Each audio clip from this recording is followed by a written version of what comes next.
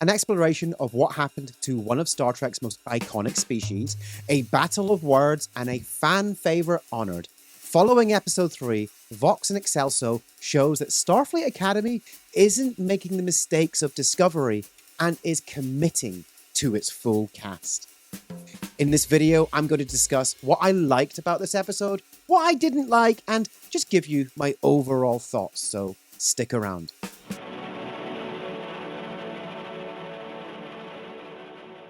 I love a Klingon episode.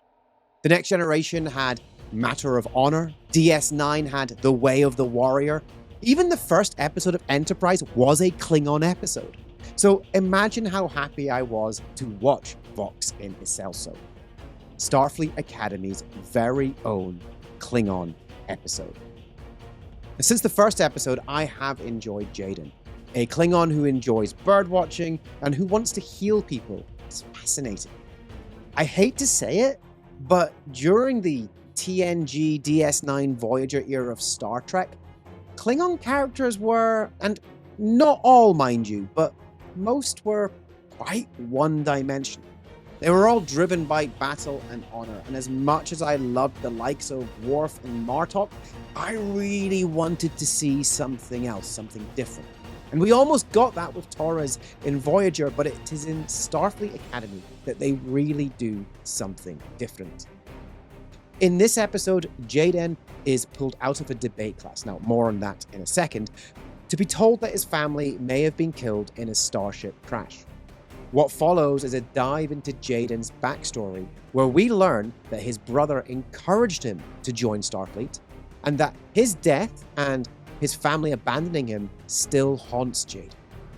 We also discover that the Klingon homeworld, Kronos, was devastated during the burn, leaving the Klingons effectively endangered, and that they just would not accept any help from the Federation. It's through the debate class, told you I'd come back to that Jaden, with some help from both Darum and, more importantly, Lura Thop, who gives him a more positive perspective on his abandonment, manages to articulate why the Klingons cannot and will not accept help from the Federation. This then leads to an inventive solution to give the Klingons what they need. As I previously mentioned, this is another episode that focuses on one of the cadets other than Caleb, and I like it. I'm a fan of Jaden, so having an opportunity to learn more about his backstory led to some really nice storytelling. It was great to see that it was his brother who was the one who encouraged Jaden to be who he is and to join Starfleet. Seeing his brother's death and then being abandoned by his family really gave some emotional depth to this character. However, I thought that Lura Thop once again has proven to be a fantastic character. Now in this episode, she definitely doesn't shout as much, but not only does she open up to Jaden about her pride at getting the opportunity to mentor a Klingon in Starfleet, she reframes his abandonment, not as shame, but as a painful act of love meant to let him forge his own path while staying true to the traditions that his father holds dear. I really think that the actor playing Jaden, Karim Diane, did a great job in this episode, including moments where his voice falters in ways that feel emotionally authentic.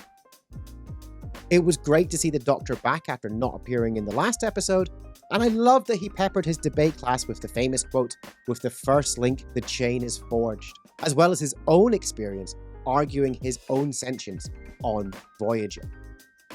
I also really liked the Klingon General Obel Wochop. That he and Chancellor Ake had a romantic past led to a great scene where she was trying to offer him this new home planet and him turning it down. Also, how cool is the USS Athena, and that its saucer section can just warp off fully battle capable. However, there are two things that I really liked in this episode that really harked back to Trek of old. First of all, it was Jaden's argument during his debate with Caleb that has all the hallmarks of what Star Trek is all about. But Caleb is arguing for the Klingons to be forced to accept Federation help, while Jaden, to the shock of everyone, is arguing against it. He makes the argument that the Federation stops being the Federation if it insists Klingons stop being Klingons. The Federation are trying to make the Klingons do something their way. As Jaden sums up, the Federation would do better to humble themselves and learn to hear our language as it is spoken. This is such a big point that not only works well here, but in the context of today's world, where many people speak on behalf of the marginalized rather than listening to what they are actually trying to say. A Klingon solution to a Klingon problem is proposed, and the USS Athena, alongside a small Federation task force, including the USS Riker, stage a mock battle so that the Klingons can conquer the planet. A gesture that harks back to Star Trek episodes like A Matter of Honor, where Riker, after taking command of the Klingon vessel he was assigned to, allows the disgraced captain to hit him and order him off the ship, allowing that Klingon to regain his dignity.